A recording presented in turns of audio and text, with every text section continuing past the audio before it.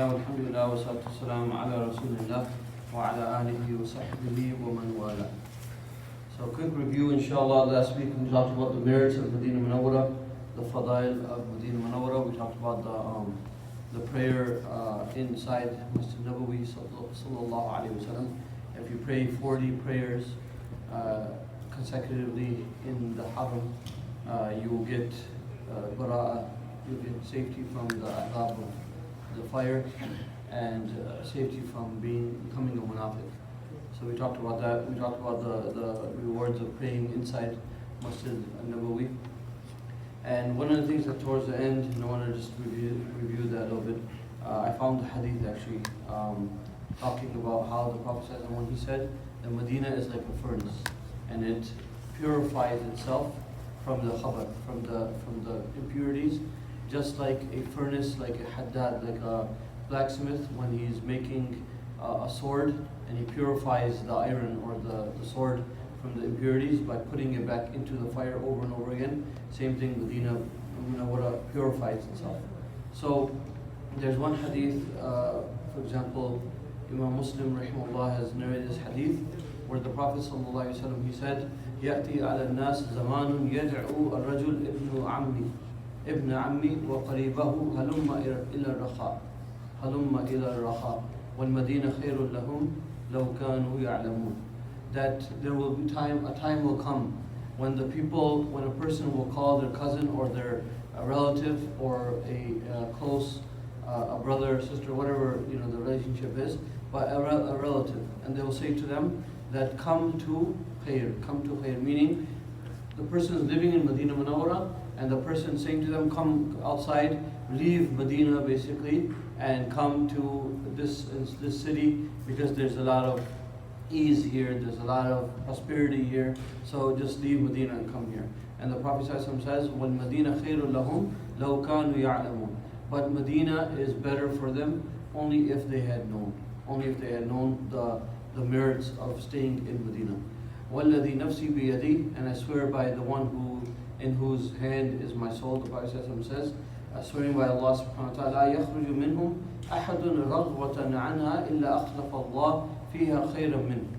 That a person does not leave Medina Munawwara disliking it. Okay, one thing I mentioned this, sometimes a person leaves because not out of their own will, not because they're forced out or anything. I mean, they are forced out or there's some other reason for them to leave, but they do not want to leave. And one of the examples I'll give is one of my teachers, Sheikh, well, I won't say his name, but one of my teachers, he's been living in Medina Munawwara for the last about 18 some years, and I think except one of his sons, all his kids, his daughters, sons, they were all born in Medina Munawwara.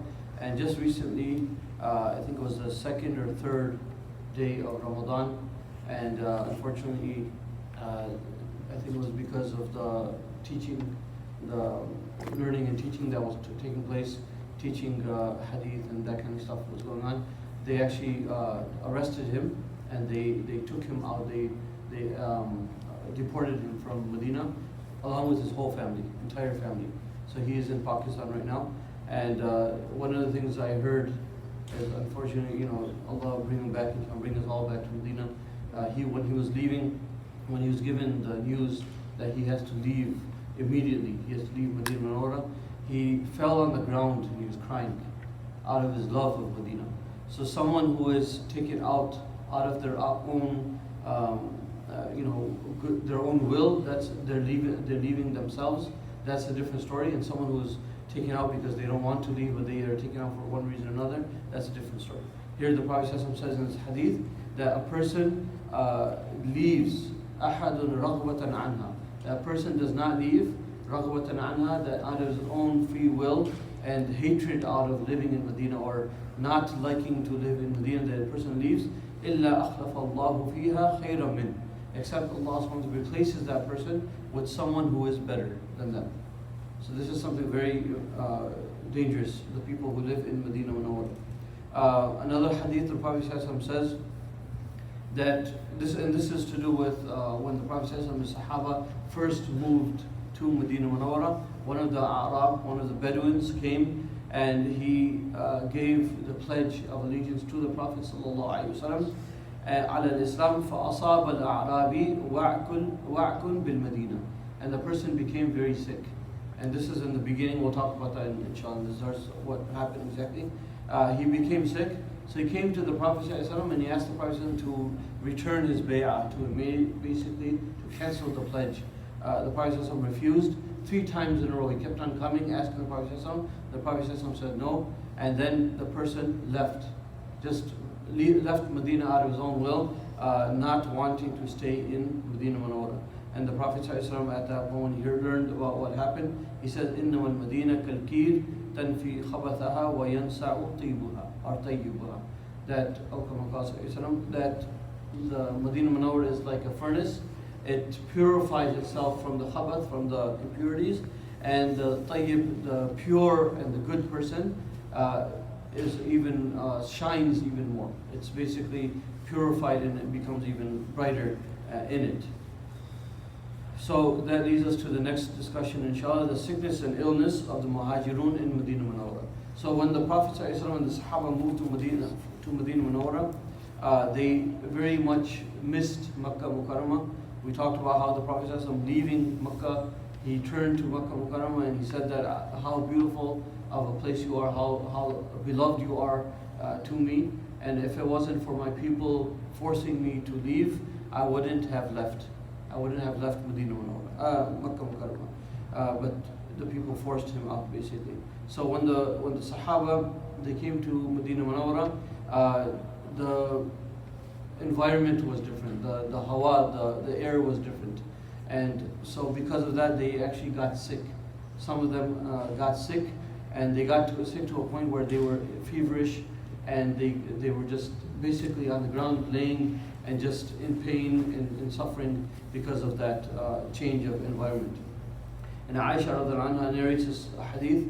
She says that لما قدم رسول الله صلى الله عليه وسلم المدينة, so when the Muslims came to Medina, قدمها وهي أوباء أرض الله من الحمى, that it was the place where the fever would be present. It was present in Medina Munawwara. So فأصاب أصحابه منها بلاء وسقم. So some of the Sahaba, they got sick. وصرف الله ذلك عن النبي صلى الله عليه وسلم. The Prophet himself was protected by Allah subhanahu wa ta'ala from that sickness. She says that Abu Bakr radhiallahu anhu, Amr bin Fuhaira, and Bilal radhiallahu anhu, these 3, they were all 3 of them were staying in the same house. So they were staying together in the same house, and they all بيت واحد, they all became sick. فصابتهم الحمى, they got fever, they got sick. فدخلت عليهم أعودهم. So Aisha radhiallahu anha, and this is before she mentions this is before the hijab, before the parda became fard. So she came into the house to visit her father, Amr ibn Fuhaira and Bilal radhiallahu anhum ajma'in. She came to visit them to see how they're doing. So she came in, فَدَنَنْتُ مِنْ أَبِي بَكْرٍ. So she said, I went to my father, I went close to my father and I said, كَيْفَ تَجِدُكَ يَا أَبِي, how are you doing, how are you feeling, my father? فَقَالْ, and then he would say this, all 3 of them, they had poetry they would recite. And this is one of the things of the Arab, when they really loved something or they were longing for something, they would just formulate poetry, beautiful poetry, expressing their feelings. So Abu Bakr, he was reciting, كُلُّ امْرِئٍ مُصْبِحٌ فِي أَهْلِهِ وَالْمَوْتُ أَدْنَى مِنْ شِرَاكِ نَعْلِهِ. That every single person is musbih, every person wakes up in the morning, fi ahli, wakes up around their family, with their family. وَالْمَوْتُ أَدْنَى مِنْ شِرَاكِ نَعْلِهِ. And maut, death, is closer to that person than the shoelaces of their sandals or of their shoes. So, talking about basically how death is close to that person, and he was thinking that he might even die from this. That's how strong and severe the sickness was.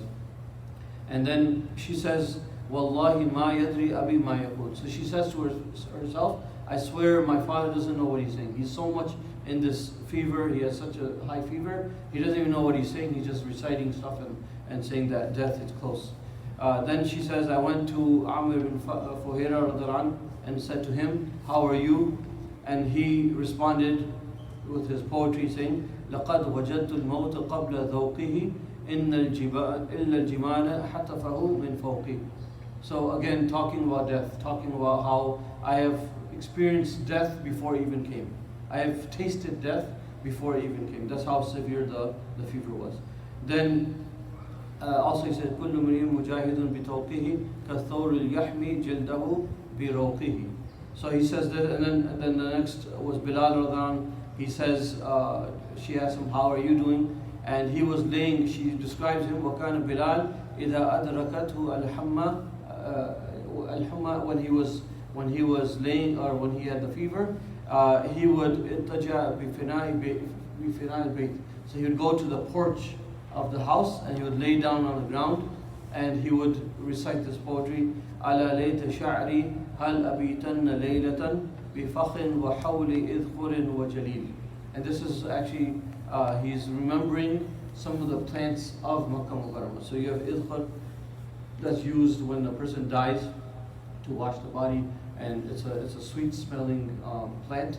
So they use that when, and jaleel is another type of plant of Makkah Mukarramah. So he's saying that when will that time come, or will that time come when hal abitanna layla, when I will stay just one night in Makkah, bifakhin wa hawli idhkurin wa jalil, when around me, surrounding me is these things, these plants. So you see how they were remembering Makkah Mukarramah, and they were longing to see Makkah Mukarramah again and see the Kaaba again.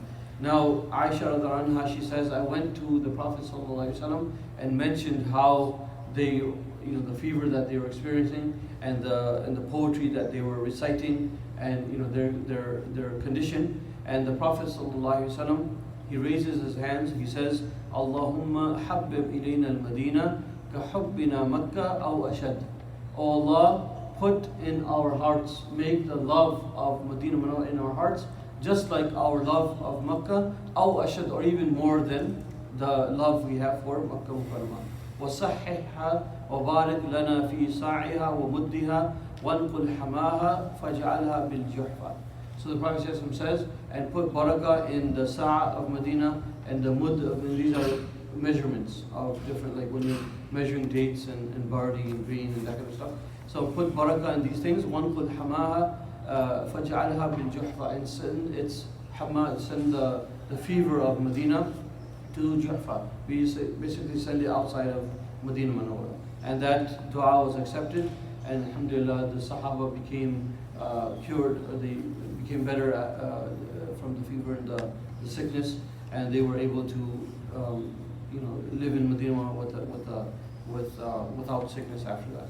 Now, one of the things the Prophet ﷺ did when he first moved to Medina Munawwara, we talked about how he built the masjid. That was the first thing he did. One of the other things that he did in the beginning, right when he when he established the community of Medina Munawwara, was the Brotherhood, the Akhuwa or Mu'akhat. It's called Mu'akhat, or the Akhuwa, the Brotherhood of the Muslims. So the Prophet ﷺ started pairing the Muhajirun with the Ansar. So one of the Muhajirun with one of the Ansar, pairing them in that way to establish the Brotherhood, establish the community. Because the people from Muhajirun, from Makkah and other places who are doing Hijrah, they're new to the city, okay? And they don't have the means, they don't have business, they don't have, and also to build the community so that they can grow to love one another, and they can have that strong bond of ukhuwa, or the brotherhood, between one another. So the Prophet ﷺ was pairing them off, and Ali radiyallahu anh was not assigned anyone. So he complained to the Prophet ﷺ, and he said that I have no one, you did not pair me with anyone. And the Prophet ﷺ says to Ali radhiallahu anh, Anta akhi fi dunya wal akhirah. You are my brother in this world and in the akhirah. So this is like a bashara also, that you will be, not only just in this dunya you're going to be with me, but you will be with me in the hereafter. We ask Allah subhanahu wa ta'ala to give us the tawfiq, inshallah, to be of those with the Prophet in Jannah, for those, inshallah. So we have the Brotherhood that was based on both material and spiritual support. So it wasn't just material, but it was also spiritual. Anything that the needs of the Muhajirun, the Ansar were there first and foremost to give whatever support they can give to these Muhajirun, to the immigrants. And this is, the experience of this is called the hijrah and the nusra. Okay, and this is one of the things that the ulama have formulated. If you see when we go to Jamaat, when you leave out in the path of Allah subhanahu wa ta'ala, you have this, you experience this ukhuwah in Jamaat. You have the hijrah portion for the people who are actually out in Jamaat, leaving their homes, leaving their locality to go, travel outside of their place, going to a new land, a new masjid, okay, and they're staying in this place. They don't know anybody there. They don't, they don't have any relationships or anything like that over there. And then you have the locals, the Ansar, the people who are doing the Nusra, okay, the people of the locality who help them. They do, for example, they go out with Jawla, they go to Gasht with them, they help them with whatever needs they have. So this is an experience that we can a portion of the akhuwah that we can experience when we go out in Jamaat. Now one hadith, the Prophet ﷺ, this is Ibn Abbas radhiallahu anhu, he narrates, he says, and this is from Sahih Bukhari, he says that the Muhajirun and the Ansar, initially they would inherit from each other. That's how strong this brotherhood was. That it was strong, as it was just like the familial ties. It was just like someone, like a brother to brother, father to son, that kind of relationship, where they would inherit from each other. So Ibn Abbas he says, كان المهاجرون لما قدموا المدينة يرث المهاجر الأنصاري. So they would inherit from the Ansari دون ذوي رحمة دون ذوي رحمة للأخوة التي آخى النبي صلى الله عليه وسلم بينهم. So they would inherit from each other. And then there was an ayah that came where Allah subhanahu wa ta'ala revealed an ayah, and then that was the nasq of the hukum.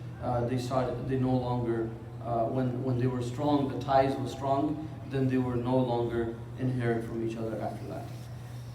Another hadith where the Muhajirun, they came to the Prophet ﷺ, and this is related by Imam Tirmidhi rahimahullah, on the authority of Anas ibn Malik radhiallahu anhu. He says that the Prophet ﷺ, when he came to Medina Munawwara, أتاه المهاجرون, the Muhajirun came to the Prophet ﷺ, and they said, فقالوا يا رسول الله صلى الله عليه وسلم ما رأينا قوما أبذل من كثير ولا أحسن مواساة من قليل من قوم نزلنا بين أظهرهم لقد كفونا المؤونة وأشركونا في المهنة حتى لقد خفنا أن يذهبوا بالأجر كله.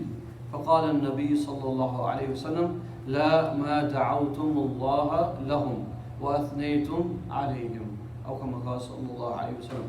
So Anas ibn Malik he says that the Muhajirun came to the Prophet sallallahu alaihi wasallam, and they were basically asking the Prophet, and they said that we have never seen any people more generous and more helpful, more generous when they have the means, and more helpful when they have little, than the people that we have come and settled amongst, meaning in Medina Munawwara. They have looked after us, and they have let us join them, and they share on all their happy occasions, to such an extent that we are afraid. So they're saying to the Prophet, we are afraid that they will take all the ajr, that they will go ahead and they'll take all the ajr because they're helping us out so much and they're doing so much for us. The Prophet ﷺ said, not so long as you pray for them and you praise them, meaning you pray to Allah subhanahu wa ta'ala for them, for all the things that they do for you, and you praise them and you make dua for them. Because as long as you do that, then inshallah ta'ala you will also be getting the reward just like they're getting the reward. Now some examples, there's many examples of ukhuwah between the Muslims. Some examples I'll give inshallah, just two examples. Here we have Abdurrahman ibn Auf radhiallahu anhu, and Abdurrahman ibn Auf radhiallahu anhu is one of the Ashara Mubashirin bil Jannah, one of the 10 who were promised paradise in one hadith of the Prophet ﷺ, all in one named, all 10 of them were named in one hadith. So Anas ibn Malik radiyallahu anhu, he says that when Abdurrahman ibn Auf came to Medina Munawwara, فآخى النبي صلى الله عليه وسلم بينه وبين سعد بن ربيع الأنصاري رضي الله عنه. So Sa'd ibn Rabi' from the Ansar, and then you had Abdurrahman ibn Auf from the Muhajirun. They were paired as brothers. وكان سعد ذا غنى, meaning Sa'd was very rich. He had a lot of wealth. And he was one of the leaders of Medina actually. فقال لعبد الرحمن بن عوف رضي الله عنه أقاسمك مالي نصفين وأزوجك. So he says to him that I will take my wealth and I will split it in two, you take half of my wealth. And he had a lot of wealth, okay, it's not easy to do. He said, I have this much wealth, take half of it, it's yours. And he says in another hadith, it tells, here it says, وأزوجك, and I'll get you married. But there's another hadith of Bukhari where it mentions in detail where he says, I have two wives. So go and you can look at them, and whichever one you choose, I will do talaq, I will divorce that woman, and when she becomes halal for you, you can marry her. This is how much they were going for their brothers, the Muhajirun, how much they were willing to sacrifice and give up. And this shows it's the love they had for each other, the akhuwah they had for each other. So Abdurrahman ibn Auf, he says to Sa'ad radhiyallahu anhu, Barakallah lak fi ahlik wa malik. May Allah SWT bless you in your wealth and in your family. I don't need any of that. Dulluni ala souk. He says that I don't need any of that, but rather tell me where the souk is. Tell me where the marketplace is so I can go and start doing business. فَمَا رَجَعَ حَتَّى اسْتَفْضَلَ أَقِطًا وَسَمْنًا. So Abdurrahman ibn Auf goes to the marketplace, and this is from the barakah. The Prophet had made dua for him also. Whenever he would do any type of business, he would be making tons of profit. And he was a very excellent businessman. And but the trick is, he did not let the hub of that wealth enter in his heart. So in today's time, they take the wealth that Abdurrahman ibn Auf had at that time, and they said if you take it in today's time, the equivalent of that wealth, it's in the billions. So he's richer than Bill Gates, richer than all these what is the Tesla guy and the Amazon guy and all these different guys. Okay, so he's richer than all. That's how much wealth he had. And it started off, he was empty, and he came to Medina empty-handed, and he started doing business, and Allah subhanahu wa ta'ala blessed him in his wealth, that he was able to, and within a few days, He didn't want to focus on what business. No. But we do have a hadith, I'll give you that inshallah. There's a sahih hadith where there was a person, he was walking, and he says, I heard some voices in the clouds, and I said to myself that what's going on here, who's this, and what are they saying? He heard them saying, someone gave an order to the other that go and give water to the hadiqah, the garden of so and so. So he said, I followed that cloud started moving then. And he said, I was just amazed. So he started following the cloud until it went and it rained upon a certain area. And he said he saw a man who was standing there, he was farming. So he went up to him and he said that, what do you do that, this is what happened, this is what I heard, and Allah SWT sent this cloud to you specifically, what is it that you do? And he says that, well, since this whole thing, I'll tell you now because of this whole story what happened. And he says that basically whatever he profits out of his business, out of his farm, 1/3 of it he spends on his family, 1/3 of it he puts back into the farm, like reinvests it, and 1/3 he gives away in charity. So we see that giving away charity is one of the secrets of being a successful businessman, and you'll see Allah SWT will give you tenfold or give you multiple fold back if you give out in the sake of Allah subhanahu wa ta'ala. And even clouds will be sent on your land to give you extra barakah. So Abdurrahman ibn Auf, he comes back after a few days of being in the market, and he comes back and the Prophet ﷺ saw that he had some type of yellow, it was in his beard or on his clothes or something, on his clothing. It was some type of saffron. It's a yellow type of thing that they use in weddings and that kind of stuff. And the Prophet ﷺ says to him that mahyam. Mahyam is the word, basically what it means is, what is this? What happened here? And he says, قال يا رسول الله صلى الله عليه وسلم تزوجت امرأة من الأنصار. That I have married, this is within a few days. Okay, Imran, you listen? So he said within a few days, I have married one of the people from Ansar. So within a few days of doing business, Allah SWT blessed him in his wealth so much, and he actually got married within a few days of moving to Medina. He got married. So he says to the Prophet, I have married one of the Ansar. قال ما سقت إليها, what have you given to her as mahr? And he responds by saying, قال نواة من ذهب, a golden nugget. Okay, within a few days, he was able to do business. Someone, he had a golden nugget, he gave it to her as the mahr, as the dowry, and he married her. And the Prophet says, وَأَوْلِمْ وَلَوْ بِشَاتٍ, go ahead and do the walima, even if it's just one goat or one lamb, but go ahead and do the walima. So, okay, another example. Another example is Salman al-Farsi radhiallahu anhu and Abu Darda radhiallahu anhu. So Salman al-Farsi radhiallahu anhu, remember we talked about him, he was from Faris, he was from Persia, and he didn't come from Makkah, he came from Persia, and he had a long journey, a long history behind him. And Abu Darda was one of the people from the Ansar, from Medina Munawwara. So the Prophet made them brothers. And in this hadith, this is read by Tirmidhi, rahimahullah. He says that one day, Fazara Salman Abu Darda radhiallahu anhu. So Salman al-Farsi radhiallahu anhu came to visit his brother in Islam, the Akhuwa, Abu Darda radhiallahu anhu. Fara'a Darda mutabadhila. So he saw Darda, and again this is right in the beginning of Medina Munawwara after Hijrah. So the hijab was not fard yet, it was before hijab. So Salman sees the wife of Abu Darda, Darda radhiallahu anha, mutabadhila, meaning that she's wearing like not too fancy clothes, she's not really like dressed up. Okay, so he says to her that ma sha'nuk mutabadhila, why are you like this, like, you know, your husband's about to come home, why aren't you dressing up, or why are you wearing some kind of good clothes, why are you wearing these old shabby clothes basically? قالت إن أخاك أبا الدرداء ليس له حاجة في الدنيا. Your brother Abu Darda does not have any haja, meaning he does not want anything from the dunya. He's too much into his worship, and he's too much into his fasting worship and praying all night, that, you know, he doesn't really notice me. She's kind of complaining that he doesn't even notice me, so there's no point of me dressing up. Basically, I don't need to dress up for him.